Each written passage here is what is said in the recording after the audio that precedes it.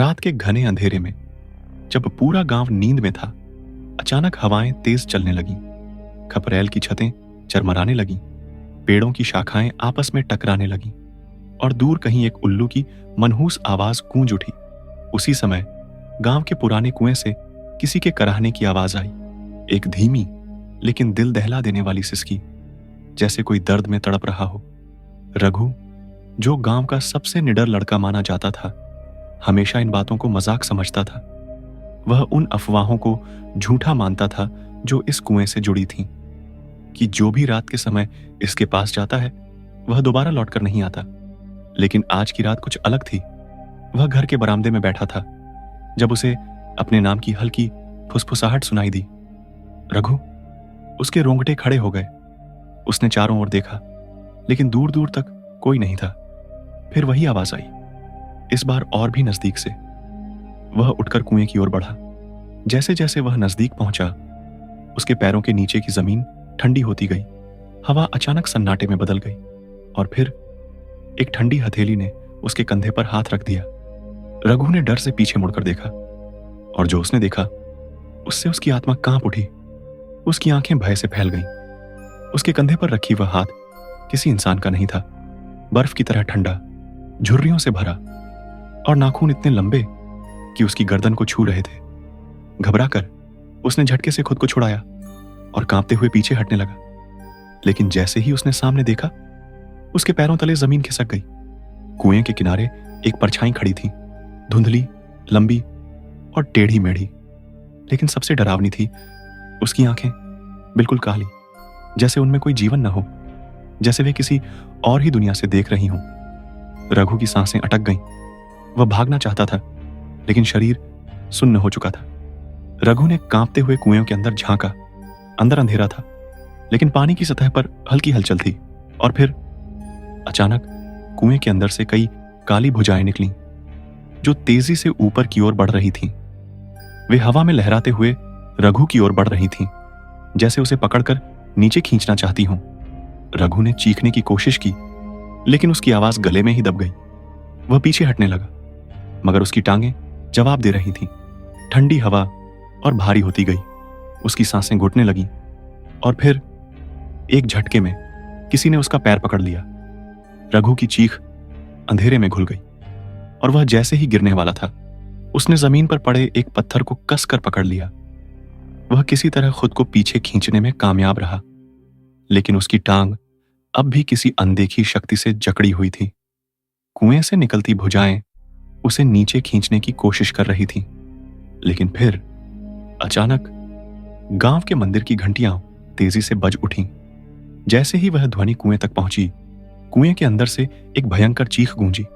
काली भुजाएं एक झटके में सिकुड़ गईं और रघु की टांग अचानक आजाद हो गई। वह घबराकर पीछे गिर पड़ा। उसकी सांसें तेज चल रही थीं। लेकिन यह सब हुआ क्या? रघु ने महसूस किया कि अब यह मामला सिर्फ एक भूतिया कुएं तक सीमित नहीं था। यह कुछ और था, कुछ पुराना, कुछ ऐसा जो गांव के लोग छिपा रहे थे। अगली सुबह वह गांव के बुजुर्गों के पास गया। पहले तो किसी ने कुछ नहीं बताया, लेकिन जब उसने जिद की तो गांव के सबसे बूढ़े व्यक्ति, दादा ठाकुर, ने गहरी सांस लेते हुए कहा, तूने जिस कुएं में झांका है वो साधारण कुआं नहीं है रघु, वो कालदत्त का कुआं है। रघु के रोंगटे खड़े हो गए। कालदत्त? दादा ठाकुर ने बताया कि सदियों पहले यह गांव एक तांत्रिक के श्राप का शिकार हुआ था।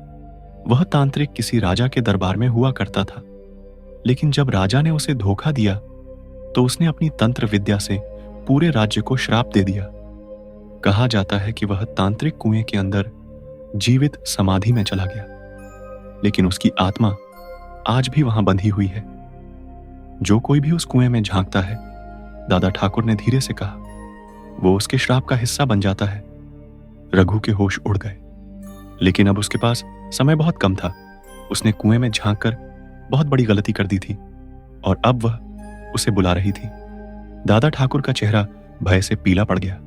उनकी आंखों में एक बीती त्रासदी की झलक थी। उन्होंने धीमे स्वर में कहा, राजीव, इस गांव का ही एक युवक था।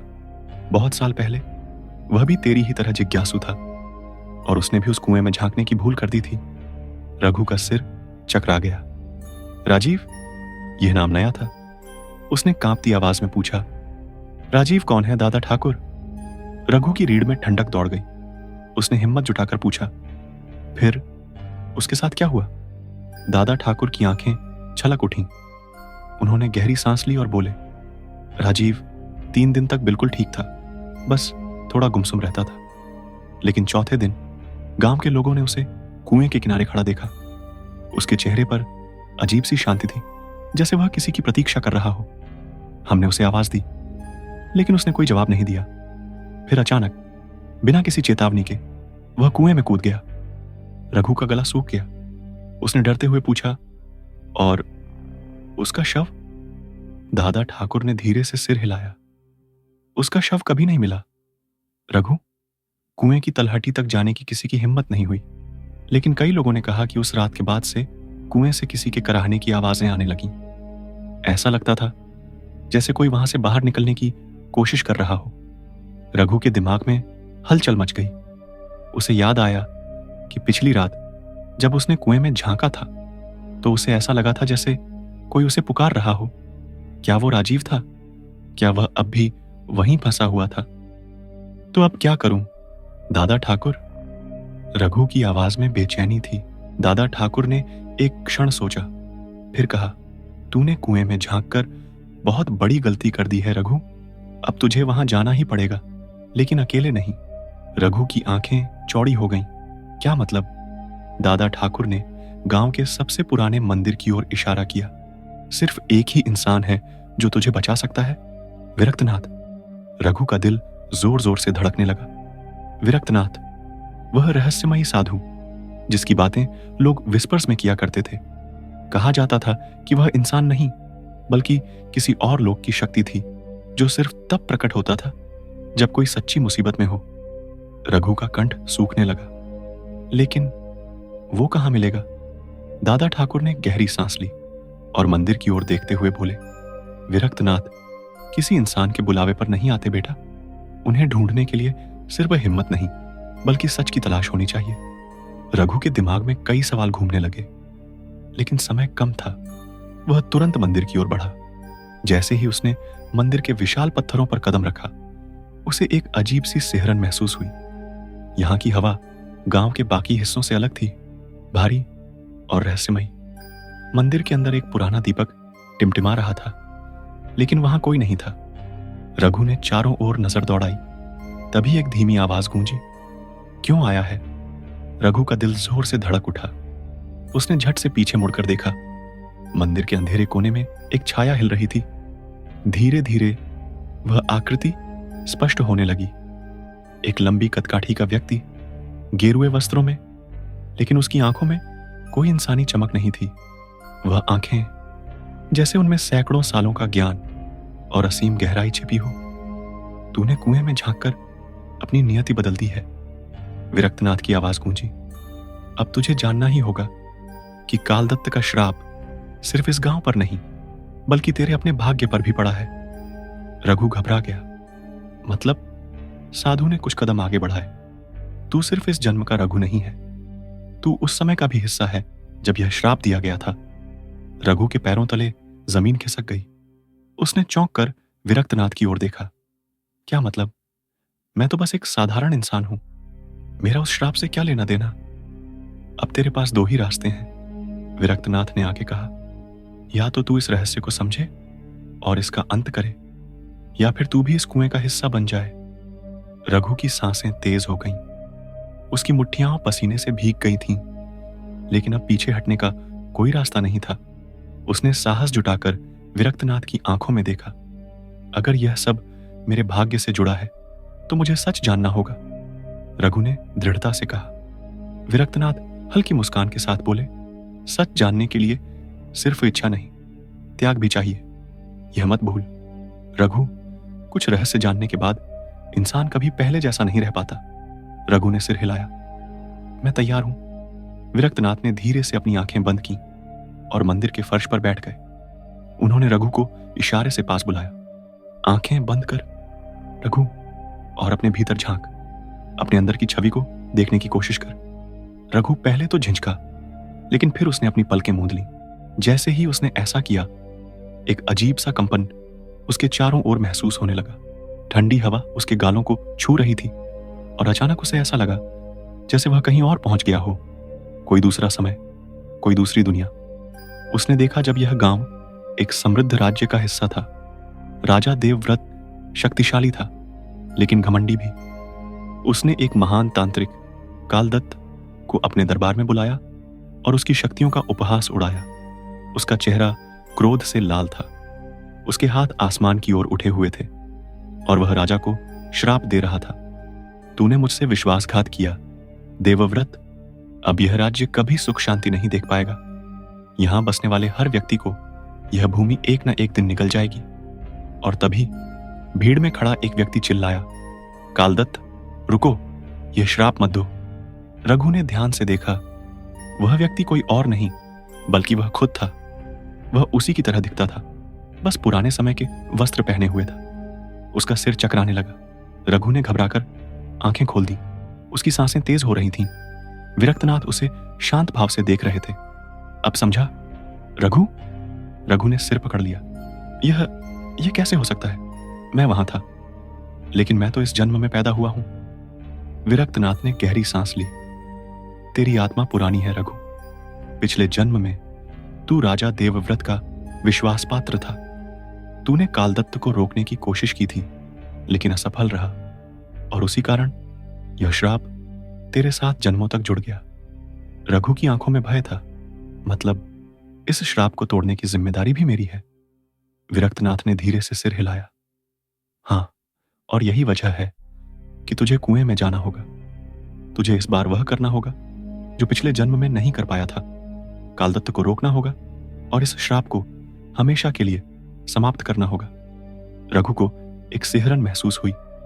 तो इसका कोई तोड़ है? विरक्तनाथ ने आंखें मूंद ली, मानो किसी अनदेखी शक्ति से संपर्क कर रहे हों। कुछ क्षण बाद उन्होंने धीरे से कहा, हां, लेकिन यह आसान नहीं होगा। तुझे कुएं के अंदर जाना होगा और कालदत्त की आत्मा से सामना करना होगा। रघु का दिल जोर जोर से धड़कने लगा। कुएं में उतरना?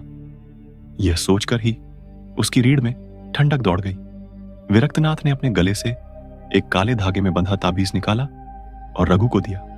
यह तुझे कुछ समय तक बचाए रखेगा, लेकिन याद रखना, अगर तेरी नीयत डगमगाई तो यह भी तुझे नहीं बचा पाएगा। रघु ने ताबीज को पकड़कर अपनी मुट्ठी में भींच लिया। अब उसके पास कोई और रास्ता नहीं था। अगली रात चंद्रमा काले बादलों में छिपा हुआ था। पूरा गांव नींद में था, लेकिन रघु अकेला कुएं के पास खड़ा था। उसकी छाया कुएं की दीवारों पर हिल रही थी। रघु का दिल तेजी से धड़कने लगा। वह रस्सी के सहारे धीरे धीरे और नीचे उतरता गया। कुएं की दीवारें ठंडी और नमी से भरी हुई थीं। चारों ओर घना अंधेरा था और केवल उसकी सांसों की आवाज गूंज रही थी। फिर वह ठिठक गया। नीचे से एक धीमी सिसकी सुनाई दी। वह आवाज स्पष्ट हो रही थी, मानो कोई रो रहा हो। उसे ऐसे लगने लगा कि मानो कोई उसे देख रहा हो। तभी अचानक कुएं की गहराई से एक फुसफुसाहट आई। रघु, तू फिर लौट आया। रघु की रीढ़ में ठंडक दौड़ गई। उसे लगा जैसे किसी ने उसके कान के पास धीरे से फुसफुसाया हो। उसने झटके से नीचे देखा। अब वहां अंधेरे के सिवा कुछ नहीं था, लेकिन उसकी छठी इंद्रिय उसे बता रही थी कि वह अकेला नहीं है। अचानक उसकी टांग के पास से कुछ सरसराया। वह चौंक कर रस्सी पर अपनी पकड़ मजबूत करने लगा, लेकिन तभी उसकी उंगलियां बर्फ जैसी ठंडी किसी चीज से टकराईं। वह चीखने ही वाला था कि एक भीषण झटका लगा। रस्सी किसी अनदेखी शक्ति ने खींच ली थी। रघु का संतुलन बिगड़ा और वह तेजी से नीचे गिरने लगा। धड़ाम, वह ठोस जमीन पर गिरा।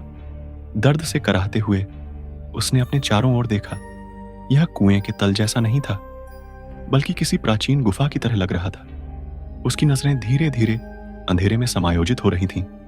चारों ओर टूटी फूटी मूर्तियां और जले हुए दियों के अवशेष पड़े थे। और फिर उसके सामने एक आकृति उभरी। एक लंबा, दुबला पतला, काले चोगे में लिपटा इंसान, जिसकी आंखें अंगारों की तरह जल रही थीं। कालदत्त। रघु के होंठों से फुसफुसाहट निकली। कालदत्त ने धीरे धीरे अपनी काली हथेलियां आगे बढ़ाई। तू फिर आया मुझे रोकने। इस बार भी हार जाएगा जैसे पिछली बार हारा था। रघु ने गहरी सांस ली। इस बार नहीं, मैं इस श्राप को हमेशा के लिए मिटाने आया हूं। कालदत्त हंसा। उसकी हंसी कुएं की दीवारों से टकराकर गूंजने लगी। श्राप? अरे मूर्ख, यह तो तुम्हारे पापों का फल है। मैंने यह श्राप तुम्हारे राजा को दिया था, लेकिन अब यह तुम्हारे रक्त में भी बहता है। इसे मिटाने का एक ही तरीका है, मेरा स्थान लेना। रघु पीछे हटा। मतलब? कालदत्त ने हाथ घुमाया और अचानक चारों ओर दिए जल उठे। अब रघु को साफ दिख रहा था। गुफा के बीचों बीच एक काले पत्थर की वेदी थी, जिस पर किसी को बांधने के निशान थे। खून के धब्बे अब भी वहां मौजूद थे। जो कोई भी इस वेदी पर बलिदान देता है, वही इस श्राप को समाप्त कर सकता है। कालदत्त ने धीरे से कहा, लेकिन बदले में उसे इस श्राप का नया रक्षक बनना होगा और मैं मुक्त हो जाऊंगा। रघु के दिमाग में विस्फोट सा हुआ। तो इसलिए तू चाहता है कि मैं यहां आऊं ताकि मैं इस अभिशाप को अपना लूं? कालदत्त मुस्कुराया। या तो तू मेरा स्थान ले, या यह श्राप तेरे साथ बना रहेगा, हर जन्म, हर युग में। रघु की सांसें तेज हो गईं। उसके पास बहुत कम समय था। तभी उसने महसूस किया कि उसकी जेब में रखा विरक्तनाथ का ताबीज गर्म हो रहा है। उसे याद आया, विरक्तनाथ ने कहा था कि यह ताबीज उसे कुछ समय तक बचाए रखेगा, लेकिन केवल तब तक जब तक उसकी नीयत डगमगाए नहीं। रघु ने अपनी घबराहट पर काबू पाया। उसने जेब से ताबीज निकाला और कालदत्त की ओर बढ़ाया। अगर यह श्राप इतना ही अटूट है तो इस ताबीज को सहन कर ले। कालदत्त की आंखें एक पल के लिए चौंधिया गईं। जैसे ही ताबीज की रोशनी उस पर पड़ी, वह चिल्ला उठा। उसकी चीखें पूरे कुएं में गूंज उठीं। उसका शरीर पीछे हटने लगा। उसकी त्वचा से धुआं उठने लगा। रघु समझ गया, यह ताबीज सिर्फ रक्षा के लिए नहीं था, यह कालदत्त के श्राप को समाप्त करने की कुंजी थी। उसने ताबीज को कसकर पकड़ा और मंत्र पढ़ने लगा, जो विरक्तनाथ ने उसे सिखाया था। एयुएम ह्रीं काल शुद्धाय नमः। जैसे ही मंत्र पूरा हुआ, ताबीज से तेज रोशनी फूटी और पूरी गुफा प्रकाश से भर गई। कालदत्त ने एक भयंकर चीख मारी। उसका शरीर राख में बदलने लगा और देखते ही देखते वह धूल बनकर हवा में विलीन हो गया। कुएं की दीवारें हिलने लगीं। पूरा स्थान कांप रहा था, जैसे वह नष्ट होने वाला हो। रघु ने तेजी से ऊपर देखने की कोशिश की, लेकिन चारों ओर केवल अंधकार था। तभी एक आवाज आई, रघु, रस्सी पकड़। रघु ने ऊपर देखा। मुंह डेर से एक रस्सी लटकी हुई थी। बिना देर किए उसने रस्सी को कसकर पकड़ा और ऊपर चढ़ने लगा। काफी मशक्कत के बाद जैसे ही वह कुएं से बाहर निकला, उसके ठीक पीछे एक जोरदार धमाका हुआ। रघु हांफते हुए जमीन पर गिर पड़ा। उसने पीछे मुड़कर देखा। कुएं का पानी अब काला नहीं था, बल्कि एकदम स्वच्छ और शांत था। श्राप समाप्त हो चुका था। विरक्तनाथ ने उसके सिर पर हाथ रखा। तूने कर दिखाया रघु, इस गांव की मुक्ति तेरे कारण हुई है।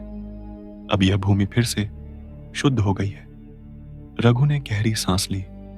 उसके चेहरे पर संतोष झलक रहा था। गांव में एक नई सुबह हो चुकी थी, श्राप मुक्त, पवित्र और शांत। क्या यह सच में अंत है या बस एक नई शुरुआत? अगर आपको यह कहानी पसंद आई तो कमेंट में अपनी राय जरूर दें। क्या आप चाहते हैं कि इसका अगला भाग आए? अगर हां, तो इसमें कौन कौन से नए रहस्य और खौफनाक मोड़ हो सकते हैं? पहला, क्या सच में श्राप पूरी तरह समाप्त हो गया, या कुएं के अंधकार में कोई रहस्य अब भी दफन है? दूसरा, कालदत्त तो मिट गया, लेकिन क्या उसका अभिशाप अब किसी और रूप में लौटेगा? तीसरा, क्या रघु का जीवन अब सामान्य रहेगा, या श्राप ने उसकी आत्मा पर कोई गहरा असर छोड़ा है? चौथा, क्या विरक्तनाथ सच में वही हैं जो वह दिखते हैं, या उनकी पहचान के पीछे भी कोई अनसुलझा रहस्य छिपा है? क्या विरक्तनाथ का भी रघु की तरह पुनर्जन्म हुआ है? पिछले जन्म में रघु और विरक्तनाथ के बीच क्या संबंध था? क्या विरक्तनाथ इस श्राप की कहानी का सबसे बड़ा रहस्य है? कहानी को किस दिशा में आगे बढ़ाना है? अपनी राय हमें कमेंट में बताएं और कहानी के अगला भाग के लिए तैयार रहें।